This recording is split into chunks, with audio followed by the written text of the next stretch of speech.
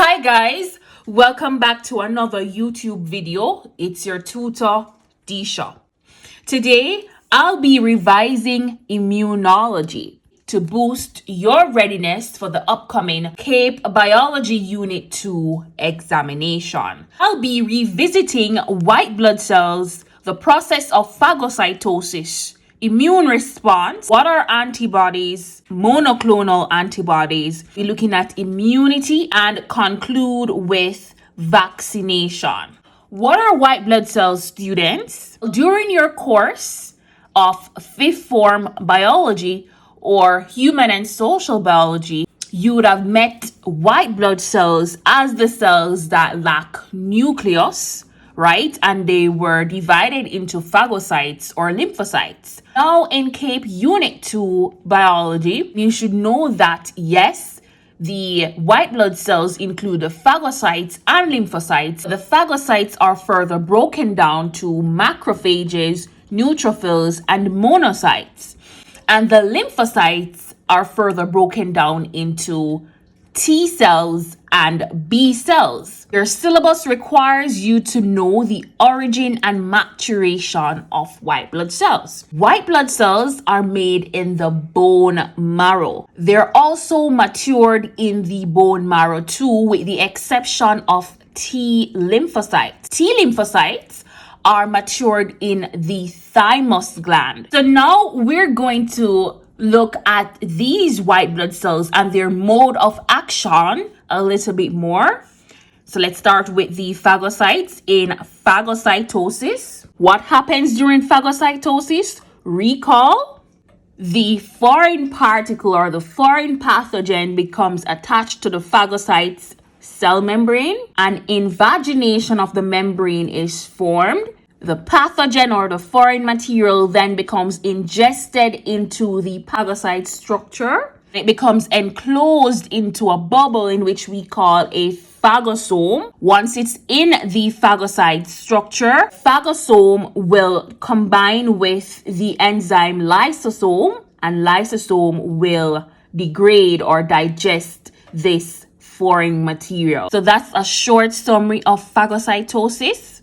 The immune response. Immune here means to protect from something, and response is a reaction to something. We say an immune response is how the body protects us from foreign materials or pathogens by carrying out a response. The two main types of immune response that you need to know for your exam is humoral response and cell-mediated response. So remember now, it's the lymphocytes that are playing a big role in the body's immune response. For humoral response, it's the B cells that are playing a big role here. And humoral response occurs when the B cells spots an antigen or a pathogen and produce antibodies to destroy these molecules. And then for the cell-mediated response, it's the T cells that are playing a big role here.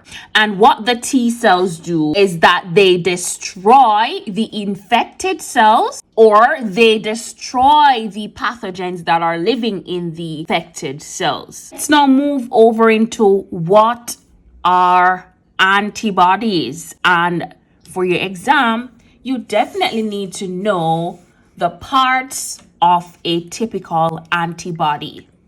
An antibody is a protein produced by the body from B cells, yes, and they are produced in response to the presence of an antigen. And an antigen is just a foreign material that triggers an immune response in the body. So here at the extreme top, we have the antigen binding site, right? And there's an antigen binding site on the two sides of the antibody.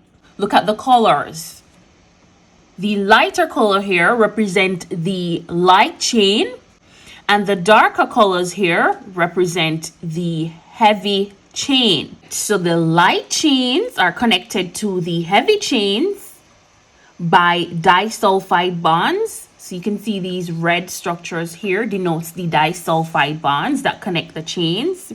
It is important for you to note that the heavy chain, they are constant, they stay the same. But the light chain as well as the antigen binding site region, they are variable. You need to know the different classes of antibodies and their functions. Just to name a few, start with I, G. An IG here means immunoglobulin. This one is the most predominant immunoglobulin or the most predominant antibodies found in our body. They're involved in phagocytosis as well as protecting the body from pathogens. Immunoglobulin A. You can find them in saliva, the tears, bronchial tract, and so forth. You also have immunoglobulin M. They're involved in immune response. Also immunoglobulin D, immunoglobulin E, right? So try and familiarize yourself with these 5 classes of antibodies or immunoglobulins. We need to talk about monoclonal antibodies. And the monoclonal antibodies, as the name suggests, they are clones of antibodies produced in the lab.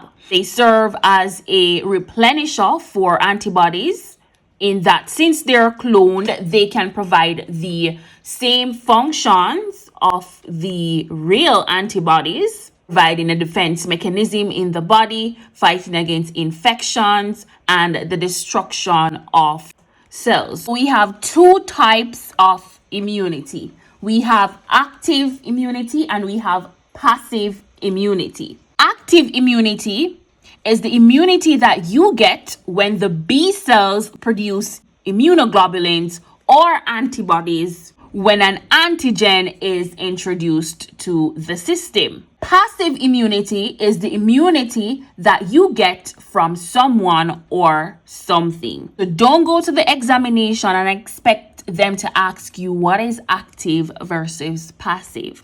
No. They're going to ask you what is active natural or what is passive natural. Now, active immunity can be both natural and artificial. Passive immunity can also be both natural and artificial. Active natural immunity involves the production of antibodies after the exposure to an antigen.